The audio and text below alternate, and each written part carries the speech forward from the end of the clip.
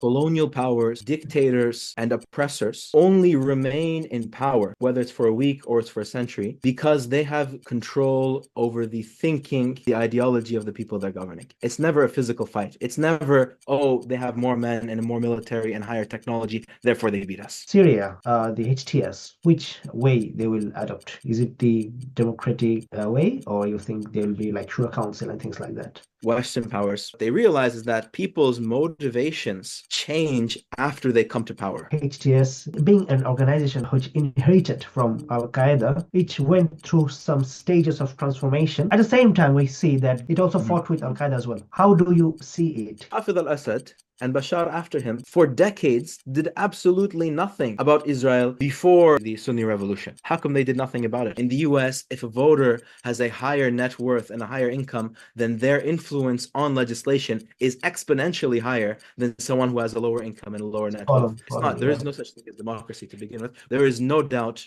in my mind, from a historical perspective and from a political perspective, from a psychological perspective, that in the next 10 to 15 years, in this generation, the post 9/11 generation, there will be a major shift towards working to realizing that potential, because the fetters of the psychological chains are being undone one by one. Assalamu alaikum wa rahmatullahi wa barakatuh. Welcome to the Muslim Minds podcast. It's been a year. The Muslim Mind podcast has been holding lectures and podcasts with renowned scholars and speakers in Bangladesh. But today is a very special day because we are going to talk about a very historic event which brought pleasure to the hearts of millions of Muslims, and that is the conquest of Damascus. From the modern day Pharaoh Bashar al-Assad, whose family has been ruling with an iron fist, oppressing, subjugating, torturing, murdering the people of Syria in a systematic manner for more than 5 decades. The suffering he caused was unthinkable. The level of torture he inflicted on Syrian people was indescribable, and the sheer number of people he killed is still unknown. Indeed, it's a watershed moment for the whole Muslim Ummah to get rid of such a notorious tyrant, indeed. At this delightful moment, we are having a special and esteemed guest who is known internationally, who is none other than Dr. Jaan Islam. Dr. Jaan Islam completed his PhD from University of Edinburgh. He was a researcher in University of Oxford. He taught in King's College London, all the prestigious universities we know in UK.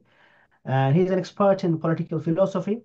He writes about decolonial theory, Islamic history, Salafi jihadi ideology, and Islamic conception of Hakimiyya vis-a-vis secularism versus Islam.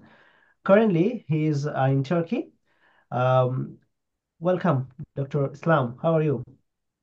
Thank you very much, Brother Jim, for the very generous invitation. It's a pleasure to be here. I'm doing very well. How are you guys? Alhamdulillah, we are all fine. Today, we are going to talk about the Syrian revolution and the conquest and what we see forward, what we can expect, what we can dream, and how and what to be cautious of. Before we go into the discussion, let me give some background, some introduction information to our audience. No wonder it's a matter of joy and celebration. However, how optimistic we are, we have legitimate reason to be cautious and concerned as well, because it's not unknown for us that the Muslims have putting in effort, and the victory has been hijacked because of internal conflict or because of the external reason. Because the enemy of Islam will not leave us until they are exhausted.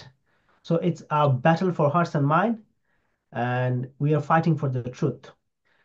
The situation in Syria is quite volatile, so we have many things to explore, which direction the Syria is going to be in.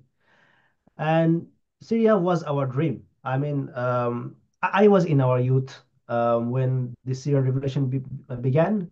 It was it was a wonderful time when we saw jihad as a living thing, when we saw people fighting for Islamic Sharia. I mean, we know about history that people fought for Islam, people freed the land, but it's different to see in real time, right? So it did have a very positive impression on the Muslim Ummah. However, the phases this revolution went through, at one stage, it caused us to be disillusioned, even because of many things, the internal fighting and whatever. Because at some point, the Syrian project was looks like a failure. You know what? I mean, in Bangladesh and probably in other countries as well, the secularists would taunt us by saying, when we talked about Islamic Sharia, they would say, "Oh, you want to turn this country into another Syria?" Like Syria is a failure, is a failed project. But suddenly, in last 2 weeks, we saw something different from something which was people deemed it as a failure. It became a great success. So the revolution, which began in 2011 as a civil protest, which quickly turned into a bloody resistance movement, and then we saw militant military groups, Islamist military groups popping up, and then there was infighting. Then there was the invasion of Russia and intervention of Iran, and then there was some efforts to kind of merge the groups under one umbrella. And then there was some sort of period inactivity like 2019 to 2023 because we didn't get much updates during that time. And then suddenly, within like 2 weeks, the falling of a city one after another. It started with Aleppo, then Hama, Homs, Daraya, and Damascus. And probably now we can say this the situation is pretty much under control, but there are many regions which are not under control of the most powerful group, Hayat Tahrir al-Sham, HTS, as we know. So as this is what is in very brief. Can you just tell us about a bit more? How did it begin? Where was it into? What the problems it faced, and how did we get here? First, I want to thank you once again for this very kind invitation, and I really appreciate the opportunity to speak on, I think, one of the most important events that has occurred the last few years. I mean, along with, in terms of, the trajectory of Islamic movements, along with Afghanistan, Syria, and of course the genocide in Gaza.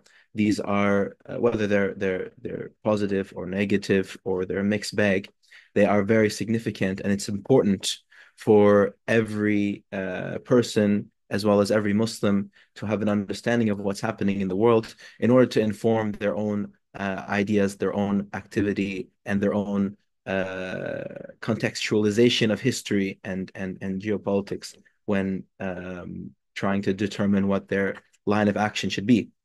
In any case, the first point I think to make regarding Syria is we can, because the revolution took such a long time, we can perhaps divide it into three main phases. And although it was meant to be, end in the first phase, there are some reasons for really a long period of difficulty and, the killing of hundreds of thousands of people, which finally, eventually, succeeded and ended in the overthrowing of Bashar al-Assad. The first phase was the initial uprising, which you very eloquently described. You had dictatorship, 60 years, 50 to 60 years of dictatorship, torture, corruption, censorship, not just in Syria, but in many places in the Muslim world. And this was the protest in Syria was a part of the pattern of the Arab Spring in the early 2010s, as we know, in Tunisia, Egypt, etc. And basically, this was following the extreme sort of crackdown by the government. It devolved into a full-on popular armed uprising against the dictatorship. And that lasted for a few years and gained widespread success, the support of the people, and a large part of the regions of Syria, which have been, under contest the last 13 years, were under the control of these Islamic groups, which were really comprised of the local populations mostly. And this continued until 2013 to 2014. And what you had is, here comes the second sort of phase, where this revolution was hijacked by the quote-unquote Islamic State. after declaring the caliphate in 2014. Of course, they existed before, and it had presence in Iraq and Syria. They took over a large swaths of the country in 2014, especially. And in addition to fighting, Bashar al-Assad and the Kurds, they also fought against other Sunni Muslim groups. And this basically meant that the sort of unity and the understanding between the opposition groups was sabotaged by this group, which was trying to subsume all of them under their control, and eventually it didn't work. And all of the territory that IS lost, almost all of it fell back into the hands of either the Assad regime or the Kurds, which were allied with the Assad regime. And many of the areas under those Sunni groups were basically pushed back towards the northwest of the country, or the northern area of the country, so Idlib and its surroundings. Then following the sort of hijacking of the revolution and a period of the setback period, you have a third phase, which I like to call perseverance and preparation. So really from 2016, 17 to 2024, which is a very long, almost 10 years, good 6 to 8 years, you have very gradual movement. So you have the sort of loss of Aleppo in 2019. You have the sort of Turkish offensive in 2019, 2020 against the Kurds, and the attempt to create the corridor and the Euphrates Shield operation. You had the defense of Idlib, which continued, but of course, what we didn't see was that HTS and other groups were making long-term preparations. So it wasn't just about keeping control over the small area that they controlled, but they understood that what is it called? That Assad's regime was, on its last knees. It should have collapsed a long time ago, and it was only the support of the Russians, which was keeping them afloat. And so they basically prepared certain capabilities which they didn't have previously, including air capabilities through the manufacturing of drones, that kind of thing, trained their people. And then eventually they launched a full-scale operation in which they took the entire country almost the entirety of Assad's territory in a single week. So that's how it works. There is a very long backstory, in other words, to the very short and positive ending that we saw at the end. Yeah, what was seemingly, I call it, is period of inactivity was not really a period of inactivity. Rather, it was a lot of things going on underneath, but we were not aware of what's going on. So we can see that there were like three major players which kind of gave bloodline to Assad. The first, the ISIS, second, the Russia, and the Iran, right? And through this long period of time, like 13 years, we can see there are some changes in HTS in regards to their ideology, in regards to their policy. Um, being an organization which inherited from Al Qaeda, which went through some stages of transformation and sort of evolution, right? At the same time, we see that in the period between 2017 to 2019, I guess, correct me if I'm wrong, it also fought with Al Qaeda as well, because there is an Al Qaeda affiliate in Syria, Din. So this is very confusing. Organization inherited its ideology from Al Qaeda, fighting with it. For what? Is it like, did it really depart from its original method, original objective, or is the policy, or is it strategic issue? So, given that it went through transformation, how do you see it? Is it a radical transformation in their ideological shift, a paradigm shift, or is it strategic? Is it like some people try to portray? It's like they're adopting a gradual way. So, in my question, in a nutshell, is where does HTS stand in the spectrum of different Islamic political parties, political movements? I think you framed it in a very nice way. The main sort of I can sort of state the main narrative, which definitely is historically accurate, and then perhaps add my commentary based on the developments of the last of HTS, the last 10 years.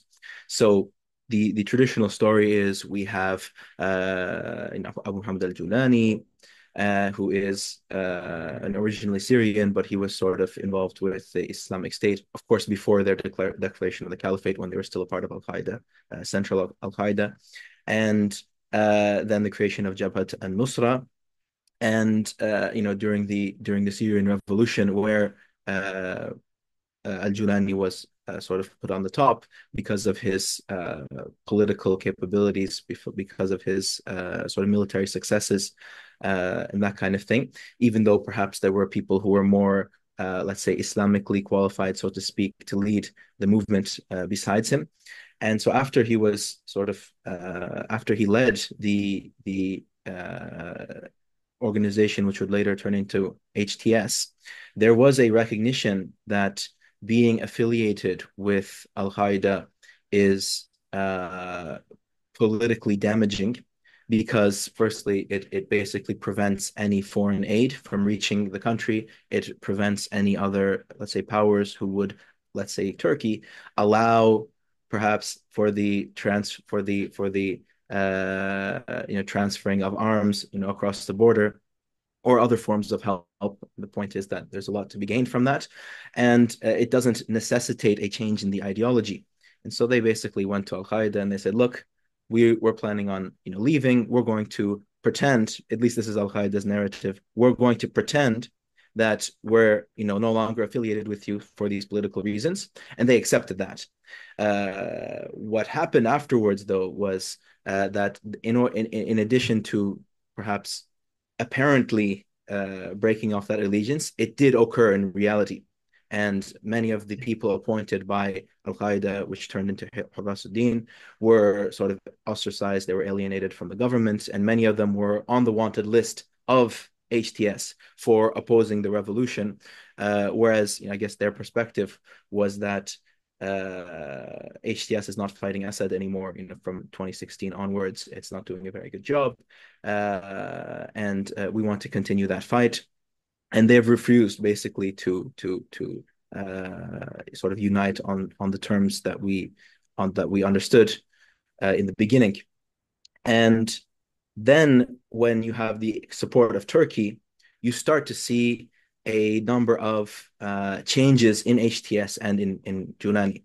So the first thing is the support of Turkey. We saw, let's say, last week, the head of Turkish intelligence visiting, being driven by Julani in his car. We have the sort of prelude to that was, for several years, you had sort of indirect / direct support for different Syrian opposition groups, and that sort of served Julani's agenda. This was commensurate with a change in the narrative, with a change in the ideology, with the change in the strategy that they applied, even in the symbolism that they adopted. For instance, even you see now that they have the Syrian opposition flag, that wouldn't have been considered acceptable by their ideology previously. So basically, you have fear of international action with support of foreign powers, together with the need to maintain, let's say, unity and cohesion amongst groups, including groups affiliated with the Muslim Brotherhood, maybe which don't have as strong as a sort of Sharia-focused approach. And this was justified, of course, and now has been sort of redeemed, at least in their view, by the military success, which followed this very sort of strict strategy. Now, for me, I'm not convinced that Julani is only putting on a show for the international audience, and he in reality espouses the ideology of let's say Al-Qaeda or someone else. I think that there is a mixed bag. On the one hand, you have the Syrian opposition, the actual fighters of the opposition groups, which together form HTS. We have to realize that HTS is not a group by itself. It's a conglomerate of different groups, including the Turkestan Party, including several others, mostly local groups, which came together and agreed to this alliance and to this sort of system on the basis that they will be successful militarily and eventually establish Sharia. So they have a very much sort of a pan-Islamic vision. They eventually want to establish the caliphate. They're, if you ask them, they're fighting for the Sharia, as opposed to the Free Syrian Army or the Syrian National Army, as they call them for themselves. And perhaps they would therefore be more supportive of the immediate enforcement of Islamic law and norms, right? To even taking the fight to Al-Aqsa. That's on the fighting side. On the other hand, you have, over the last 10 years, within Julani's government, a political elite, which is separate from the fighting elite. At least it's ideologically separate, where you have people who are interested in the day-to-day activities of government. They're interested in absorbing the institutions of a secular state. So bureaucracy, essential services, decision-making processes. Perhaps they're guided by Islamic principles. Perhaps they're guided by, the advice of the ulama or whatever, but they're not, because they're involved in the day-to-day politics, they're not interested in radical change or in sort of espousing a completely sort of an unadulterated Islamic vision.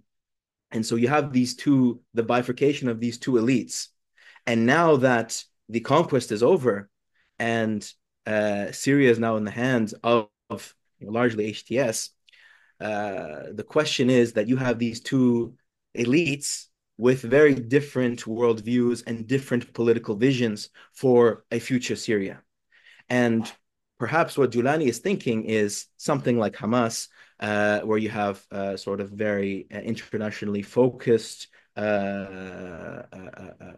interested in international law and good international ties and justifying what they're doing from sort of a quote unquote secular perspective, and at the same time fighters on the ground who are interested in liberating Al-Aqsa and establishing Sharia, etc. The problem here is when it comes to Syria as a long-term, if you look at it historically, I guess, as a long-term approach or a long-term governing strategy, having two elites with different views or different visions on what to do with the country and where to take it is not sustainable. So I'm skeptical that this balance is going to last for long. I see. Okay, so as for you said, for example, you don't think that there was a huge ideological shift happen in HTS. So it's taking more of a pragmatic approach to implement its Sharia. And we all know that, I mean, the HTS has also a lot of foreign fighters as well who went purely to fight for Islamic Sharia. So it's inconceivable for me that it turned into a completely secular type of thing. But it happened. I mean, sometimes like in Chechnya, I think in the leadership actually backstabbed the Ummah, the fighters. We hope a similar thing will not happen in Syria and it will move in a good direction. So let's move on to different domain, and that is the media and the politics of propaganda. So the Western media, we know like how we expect them to react in a certain way, right?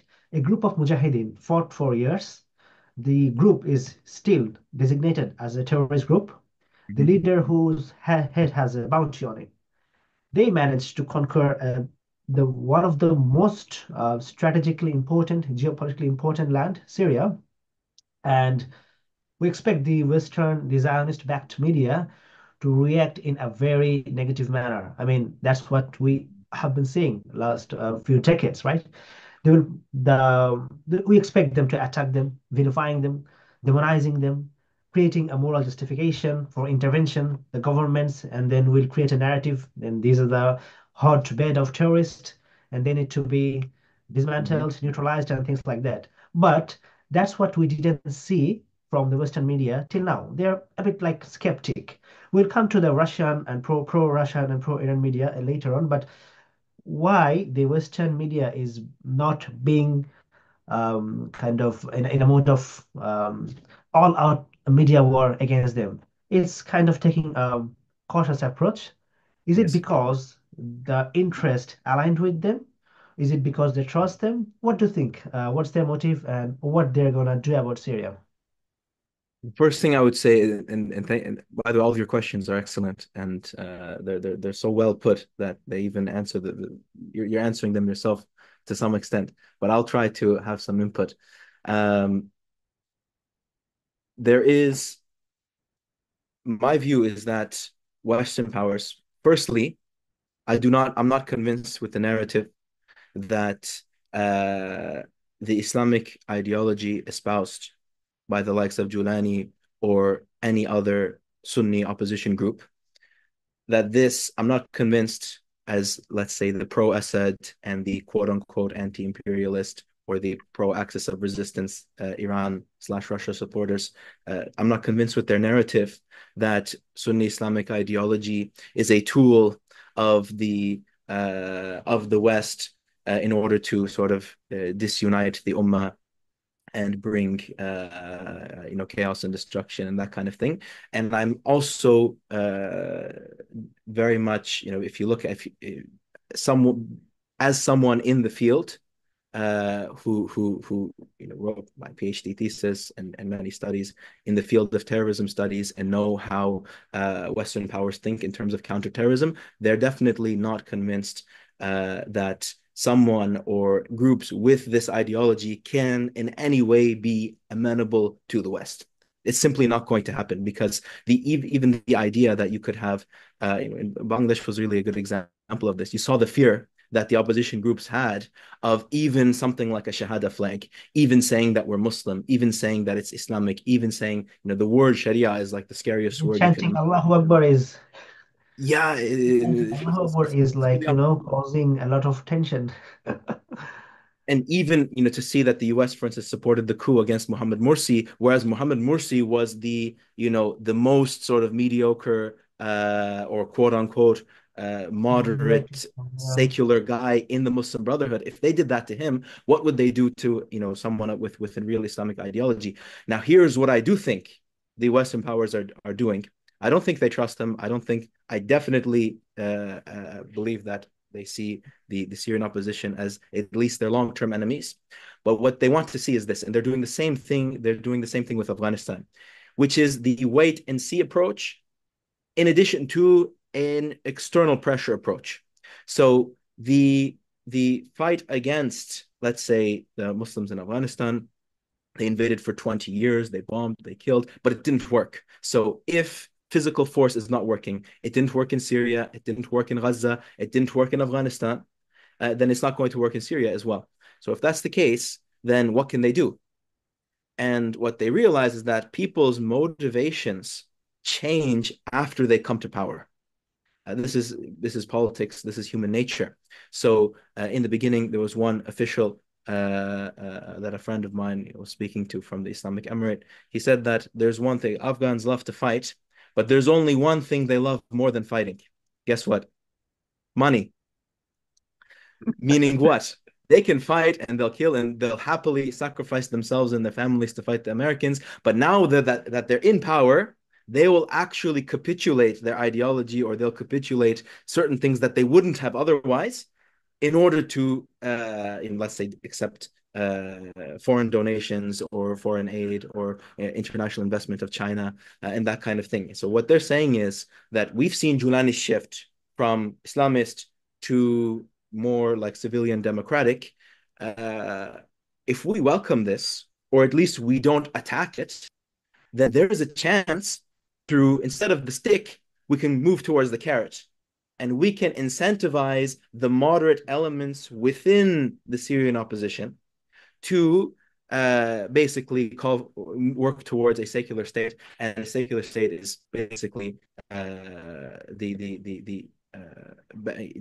mean, secular as understood by the West is the best thing that they could hope for. Sorry if See. that was convoluted a bit. No, I think as it was an excellent assessment of the situation. So then having this, I mean, we can see that Syria is going through a kind of period of turmoil. So there are internal pressure. I mean, there is internal division. Like Mhm. there are groups like SNA, there are groups like SDF, Syrian Democratic Force, which is backed by US and led by the Kurdish. Mhm. And there, Turkey has an interest in SNA. HTS, we can say, is called sort of an independent power, let's say. And Mhm. also there, as you said, explain that there will be increasing pressure from the Western side. Do you think, having this situation in hand, HTS will be able to unify the Syria? Will it be able to stabilize the Syria, or it will be in a very kind of weakened state, suffering from division, or we can expect some realistic approach from HTS to unite all the Syria, to resolve the sectarian conflicts it suffered from, to resolve the political conflicts and kind of unify the whole Syria into a one powerful state. I- to a certain extent, it's a bit too early to say because we have to, because I think the answer to your question depends on how they choose to address their own internal division between the two elites, on their side, with two different worldviews and political visions, etc. Based on the balance that they choose or the decision they eventually make, or whatever the internal power structure is, that's going to inform, let's say, the inclusion of non-Muslim minorities into the government. It's going to inform the inclusion of, or the let's say, the extent to which they're willing to negotiate autonomy for the Kurds. That kind of thing. It's not the complete answer to the question, but at least it's part of it. But in general, we can see that I think that besides Assad, little pockets of Assad's forces who are, running around in the mountains, I don't think they're a major threat. Militarily, the YPG slash PKK in Syria, also in Iraq, are the main obstacle towards a united Syria.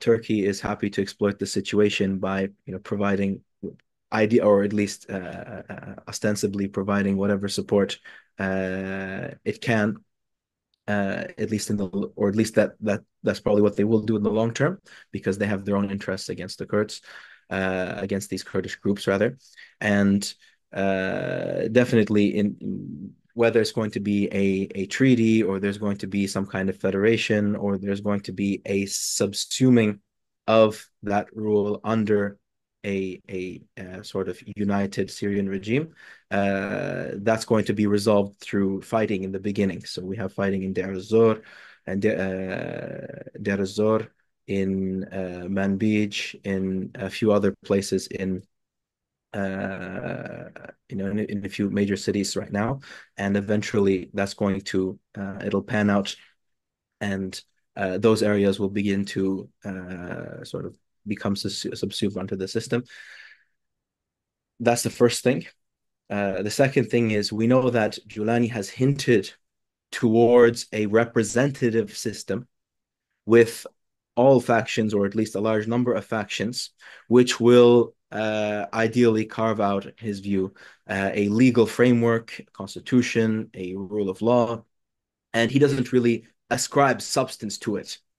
But if I guess my hope or my estimation is, if something like this is really going to happen, and it's not just going to devolve into another dictatorship, which I think there's a very good chance, then the substance of this future sort of government, the continuation of Idlib Salvation Government, is going to have a lot of Islamic substance. And the simple reason for that is it is a majority Muslim country, majority Sunni Muslim country, and the population has been fighting for 13 years, 10 plus years, for the implementation of Islamic law and norms, even if they interpret it differently.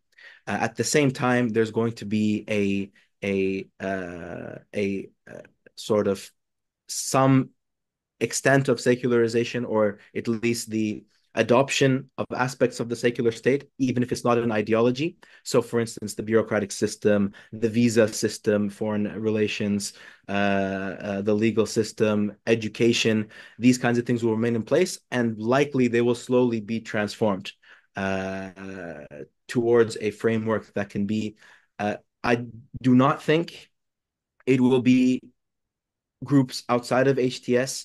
I don't think they will have a major say in what it's going to look like. The fact that the head of the transitional government is basically the head of the Julani's Idlib government. And the fact that this is really the big elephant in the room is Julani is behind the whole thing. He's controlling the whole thing. How long is that going to last? And will the government really be able to pan out or sort of carve out a governmental system that can operate independently of Julani or of the armed forces?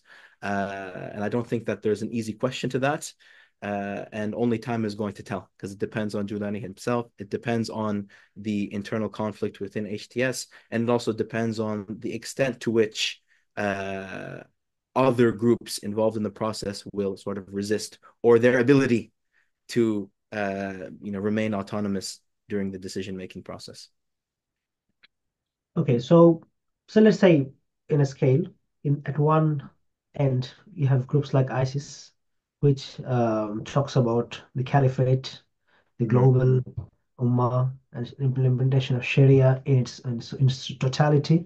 Let's forget about the killing and massacre there. Let's say that's not the part, but in another spectrum, on the other end, we have countries like Turkey, which are, we cannot call them Islamophobic, but they're secular. I mean, Yep. some sort of friendliness we see from the government toward the Sunni Muslim, Sunni Islam. How do you put HTS into that scale? The first thing I'll note is I don't exactly agree with the scale, or at least Yeah, from an yeah. Islamic normative perspective. From an Islamic normative perspective, we can definitely categorize ISIS as extreme, but I don't think the extremism of ISIS is because of their desire to implement Sharia, or because of their claim to the caliphate per se. It is because of many other reasons, and that contraventions of Islamic law, Yeah. excommunicating their fellow Muslims, extremism in the deen, etc. So that's I guess is a different conversation. But in general, if you were to say, look, if we have HTS, how do we understand them compared to other groups? I think it's not possible to understand it as a single institution. And this is sort of the problem, because you have different factions which form HTS, and those are only the fighting factions. So within the fighting factions, there are some closer to the Ikhwan, to the Muslim Okay. Brotherhood, and others are closer towards Al Qaeda Central. There's a bifurcation there, and then there's the political side, or the political elites, and then there's also the scholars, or the ulama, who give fatwas and stuff. So you have, for instance, Abu Qatada, who for a long time was providing fatwas for HTS, although he is critical of them. And Abu Qatada was, as we know, he supports or his sort of ideology is in line with Al Qaeda and sort of global jihad.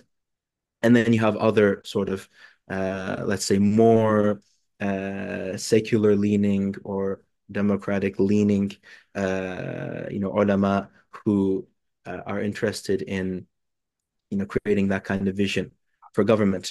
So I can't really provide you an answer to that question, because we're going to see based on the decision that they make, and that's at least going to take a few years.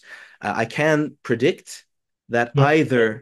either on the one hand, they're going to do, as you mentioned, they're going to turn against the quote unquote foreign fighters. I don't like to call them foreign fighters, because it sort of assumes it's used by many to delegitimize who they are, and I think many of them are not actually foreign fighters. They're many of them are local. But the question is, so the more Islamic oriented rebels are either they're just going to be, they're going to lose their jobs, maybe kicked out of the country, maybe jailed. Right now, many of the people who opposed Julani's secularization when he was in Idlib, they're still in jail.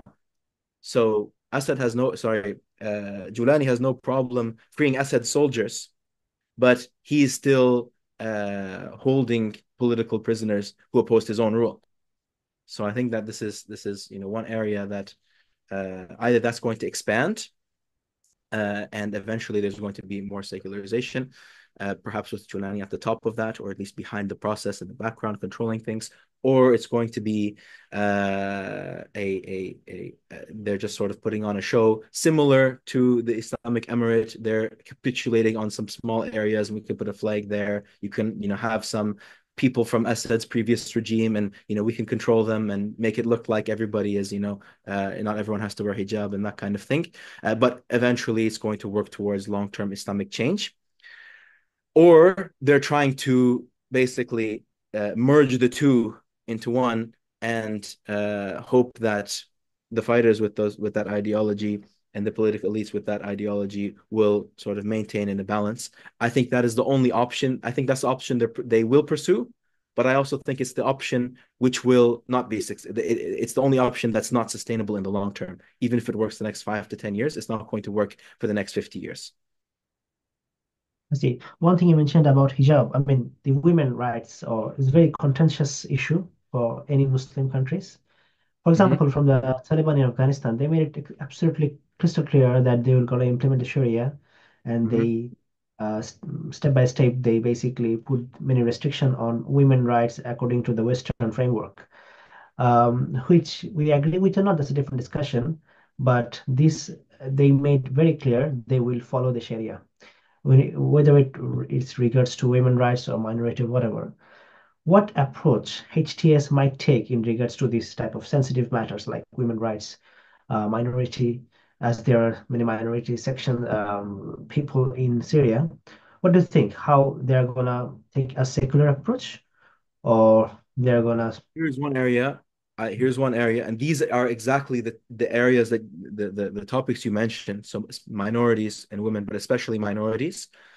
This is really the area which has been problematic since the last days of the Ottoman Empire, because foreign powers had been putting pressure on the Ottomans in the 1800s to basically Yeah. treat the non-Muslim minorities as equal citizens with the Muslims, which of course is very much in contradiction with the millet system, with the notion of jizya and many other sort of stipulations. And the fact that there is a microscopic focus of the West, and that they use these issues in order to dangle foreign aid. They use them as they're really similar to LGBT. They are sort of red lines, perhaps in Islamic law, uh, which indicate the extent to which that group or that person is willing to pledge allegiance to, or sort of be aligned with a secular worldview. Right? So if they were to, let's say, adopt LGBT rights, I'm just giving you an example to demonstrate it. Obviously, that's not anywhere in the discussion. But if they were to do something like that, it would be an evidence that, look, this is the any idea of Islamic law and Sharia is simply thrown out the window. So these issues are very hot button issues. And on the one hand, if they capitulate on them, they're going to draw the sort of rage of the local population and of the fighters and of certain ulama. And on the other hand, if they draw a hard stance on it, they're going to have it's going to be the opposite. Foreign powers are going to enact more sanctions. There'll be more pressure. Maybe Israel will bomb even more areas. Maybe they will even target Julani personally. And for that reason, realistically, I mean, normatively, perhaps maybe you would want them to navigate the difference in a way that doesn't offend Islamic law or sensibilities. Just from a purely political perspective, I don't think that they will be able to negotiate on these points, in the sense that they will not be able to stand up to the Western powers and say that, look, we're not going to do this. We know that you want this, but we're specifically not going to do it. So the notion of equal citizenship, for instance, for Muslims and non-Muslims, I find it very difficult that they would be able to justify this.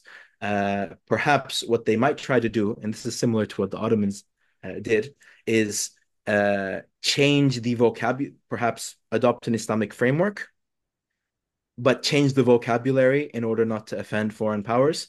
That would be on the one hand.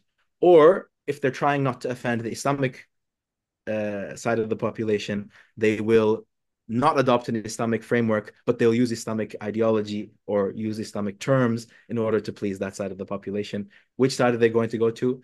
It's not Wait and see. 100% clear. Yeah. Yeah. Okay. Last question about politics, and then we'll discuss about probably Palestinian issues and pro-Russia and Iran. Is the mode of governance. The typical Western pressure is to install a democratic system where there will be elections, representatives of from populations, and there will be assembly and constitution, things like that. Which, as I said, like Taliban didn't really give any sort of, I mean, importance, or their narrative is very clear. We fight for this country. We'll make this country Islamic. We'll implement the Sharia. We'll have a Shura council, things like that. Mm-hmm. So there are two broad category. You can say, like, one is the democratic election oriented system, and another was the Shura council, where there were like a collection of leaders which will give pledge of allegiance to the leader. Syria, the HTS, which way they will adopt? Is it the democratic way, or you think there will be like Shura Council and things like that? I'll So answer your for question. yeah, Mhm. yeah, But I will clarify it by saying that I am perhaps the question, just to clear it up, assume certain things about democracy and the democratic system, which we can clarify to the viewers. Because the idea is that if we have a representative legislative democracy, people think that this is democratic. But in reality, whether it's in the West or it's in Muslim countries or it's anywhere else, I mean, firstly, Assad's state was quote unquote a democratic state where he received 95% of the vote, right? So they did have a democratic system. So don't tell me it wasn't democratic. At least on paper it was. Similarly, if you say no, no, no, we're talking about the Western, concept of democracy where there's real free elections. Okay, fine. Let's say the U.S. In the U.S., if a voter has a higher net worth and a higher income, then their influence on legislation is exponentially higher than someone who has a lower income and a lower net spot wealth. on, It's spot on, not. There yeah. is no such thing as democracy to begin with. But in terms of the institutional structure, I think that's a very good question. In terms of the institute, regardless of the language they use to describe it, I don't see. We often think of that sort of quote unquote democratic institutional structure as the default. This is how we've been programmed to think, since the 90s and the fall of the Soviet Union, that everything's going to be democratic. We think of that as default, but to even think that something like that would be possible in Afghanistan, for instance, it's simply not politically feasible or possible because the structure, you have places in the country that don't even have electricity, right? You have places in the country where there's no internet, there's no Wi-Fi, there's no electricity, there's hardly any trade, and you're talking about creating a democratic or instituting that kind of system. It's simply a joke. It's not. Nothing about the history or the context or the political reality or the economic reality of that country can indicate that something like that would be not possible, but that would even be in the consideration to begin with. Because we think in that sort of way that there's progress, and at the end of the progress comes democracy, and the Western sort of legislative system. Therefore, we think that this is normal. So, to answer your question, I don't see right now. There's many factions. They fought each other. They fought Assad. Assad's institutions are corrupt to the core, and there's a lot of justice that needs to be done and exacted against the members of that regime. There is very simply no indication whether it's the history of the country or it's the fact that the governors have just been in a civil war for 10 plus years, or it is the tribal, the fact that Arabs are organized into tribes, and that has a very different sort of effect on government, on the concept of government and representation to begin with, as opposed to a more individualistic, atomized society in Europe, for instance. There is no reason to see democracy and parliamentary procedures as a natural outcome of Syria's civil war, based on the nature of Syria's history and the nature of Islamic movements over the last 15 years. What I do think is possible is you will see councils, civilian councils of people who represent different factions, different cities, different regional interests, different ethnicities, etc. You will see councils of ulama, ideally and possibly or hopefully, who will provide advice and guidance on whether it's the drafting of the constitution or it is the creation of a new legal system or that kind of thing. And I guess in general, you could, to summarize it in one sentence, it will represent, or it will resemble rather, the existing salvation government that the HTS applied in Idlib.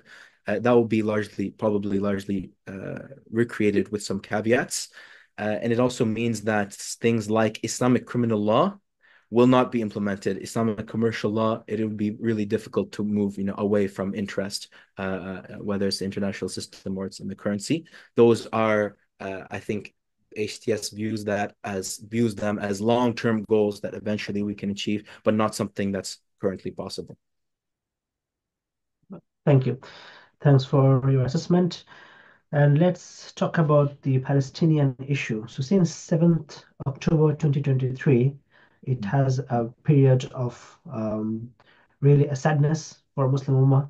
We have been seeing a massacre, a genocide going on, and we are feeling helpless. We are doing actually nothing for the Palestinian cause.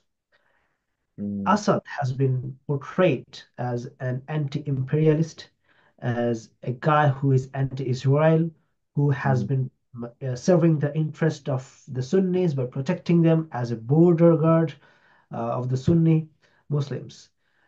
These have been echoed by the pro-Russian, pro-Iranian people, the medias, who has been portraying this uprising, the successful revolution, Syrian revolution, as a kind of a murdering the Palestinian cause, because now there will be no supply to the Palestinian fighting factions. And look, they're saying Israel is attacking Syrian air bases, naval force, and look, HTS is doing nothing. So far, the 50 years, Assad has been defending Syria from Israel, and now the Israel is kind of launching an all-out war on Syrian capabilities, and no one is able to thwart their attack. So the Palestinian cause have been died out, will be dying out very soon because of this so-called revolution. This is the propaganda, or I don't know how do we call it, by the pro-Russian, pro-Iranian factions or groups. Do you think this revolution is gonna serve the interest of Palestinians, or is the other way around?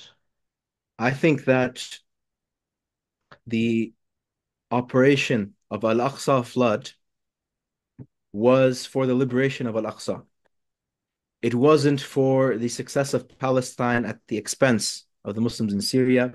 It wasn't for the sake of the Muslims within a certain border at the expense of Muslims in another side of the border. After all, they're all a part of Sham, the blessed lands of Sham, who the Prophet, may peace be upon him, said that the angels, the wings of the angels, point in the direction of Sham. These are all in a Sham, and so it doesn't matter whether you look at Israel and the occupation, the torture, the lawlessness, the barbarity, the genocide. These are things that Assad and Assad's father had done even on a much greater scale to the Muslims in Syria. So we have to realize that this is, insofar as it is an ideological battle, it is a battle against injustice, as it is a battle against for humanity and for Islam. This is parallel, whether it be in Israel or it be in Palestine or it be in Syria. Now, having said that, there are a few things to consider, at least in terms of answering this suggestion of the quote unquote axis of resistance people regarding their sort of conspiracy theory about Syria, that Julani is actually going to expand Israel and basically work against the interests of Muslims in Palestine. Greater Israel project. Yeah, there you go. So a few things. The first thing to consider is it was Hafid al-Assad and Bashar after him for decades did absolutely nothing about Israel before the Sunni revolution? How come they did nothing about it? Planes, you have an army, you have everything at your disposal, and you did absolutely nothing. Secondly, if they are in dismay about the loss of territory in Syria, well, firstly, this is naturally going to happen.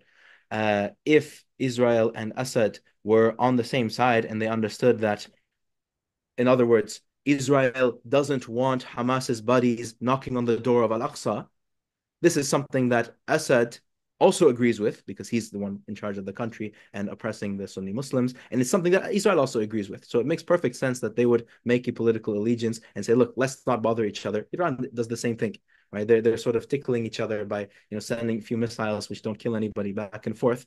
That's not real resistance. We didn't see any notion of real resistance. And so now that Sunni Muslims have taken the country over, the last thing Israel wants is for them to unify with the Sunni Mujahideen in Palestine and pose a regional threat to Israel because Israel knows that that'll be their absolute end. So right now they're doing everything in their hands to destroy the air capabilities and naval capabilities. How come they didn't destroy the air and naval capabilities when Assad was in power?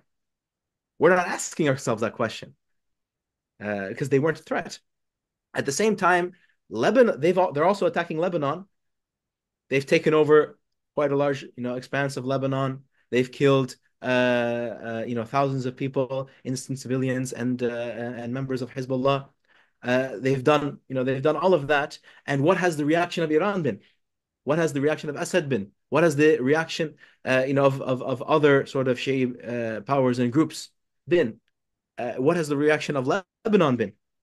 And yet when Israel does the same thing to Syria, taking advantage of the lack of stability, this is viewed as some kind of great conspiracy. There's nothing consistent about that argument, in my view.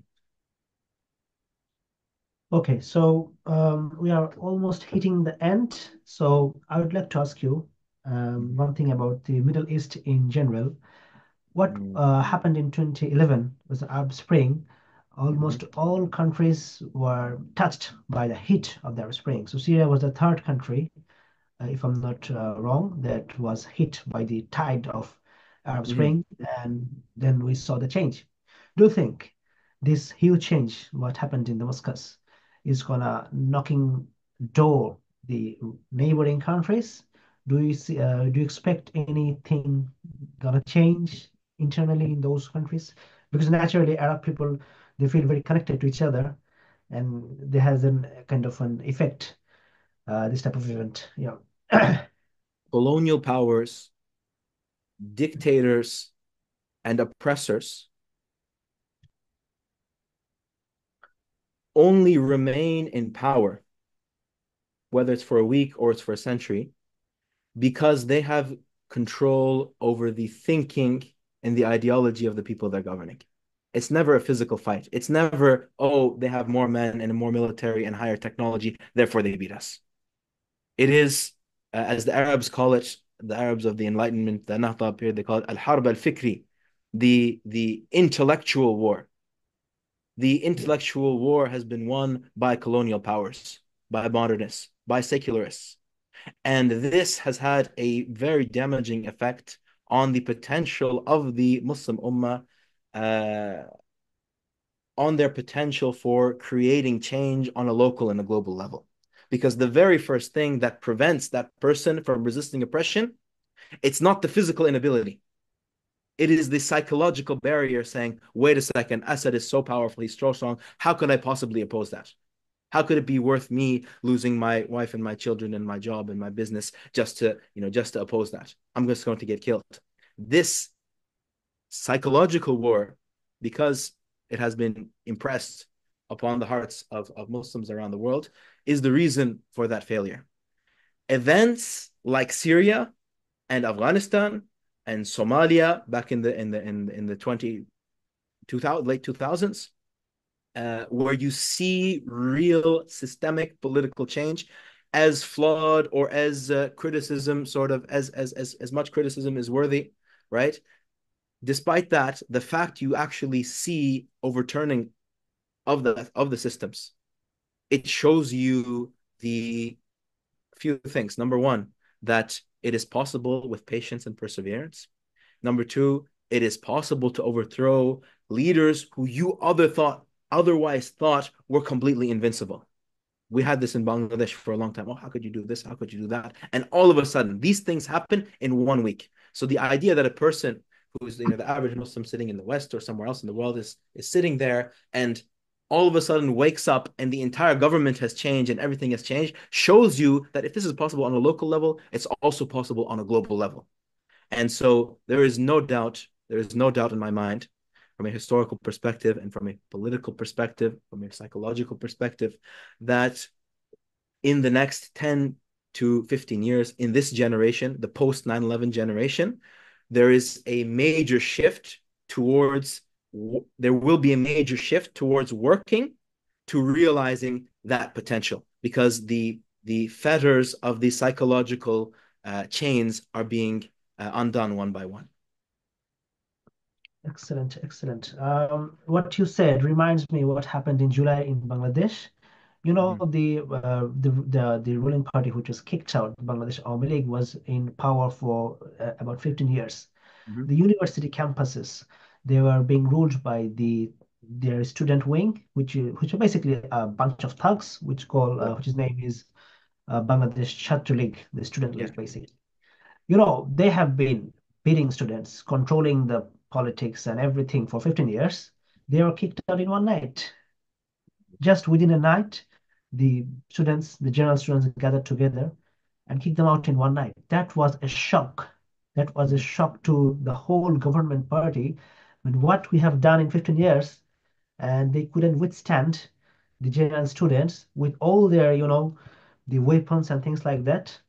That really, I mean, that gave the boost, the confidence, the people of Bangladesh that we can knock the government out. And really, just after within 3 weeks, the government was removed from the power. So it's a lot to actually, it's more to do with, of course, the psychological, um, I mean, energy and the power you have. You believe that, yeah, when Allah is with us, we can fight the oppressor. You So have to look, last, sorry, very yeah, quickly. sure, You have carry to on. look no further than the Quran, than the verse of Allah subhanahu wa ta'ala, when he said, قُلْ جَاءَ الْحَقُّ وَزَهَقَ الْبَاطِلِ إِنَّ الْبَاطِلَ كَانَ زَهُقًا. That say to the Prophet, that the truth has come and falsehood has been vanquished. Indeed, falsehood is in a constant state of being vanquished. Falsehood will come and then it'll go, it'll come and go. But the truth, it stays constant throughout. It's just a matter of us realizing that. Of course, yeah. Basically. So I think we can conclude the session. It was an excellent time with you. I believe our audience will be very much benefited by you. One thing I forgot to mention to our audience that our brother Jaan Islam is from Bangladeshi origin. He was born in Canada, but he feels very much connected to Bangladesh. I would like to see him in Bangladesh. I don't know when, but I believe he has a lot to offer to the Bangladeshi youth. There is a community, I can say more than a decade, who were born in secular sphere, Mm. raised in liberal values, and now turning towards Islam. There is a very much good potential for Bangladesh. One day we want to discuss with you about Bangladesh. I saw you discussed about the Bangladeshi the uprising with Mhm. Paul. That was really great. And we want to know more from you, inshallah. Inshallah. Thank you very much. This is I see this as a start, not the end, to a series of important discussions, and I'm always happy to help however I am. And I also ask that our viewers, if I have any mistakes, please correct me. And I look forward to hearing from the good discussion I think will come out of this. Thank you very much for undertaking this project.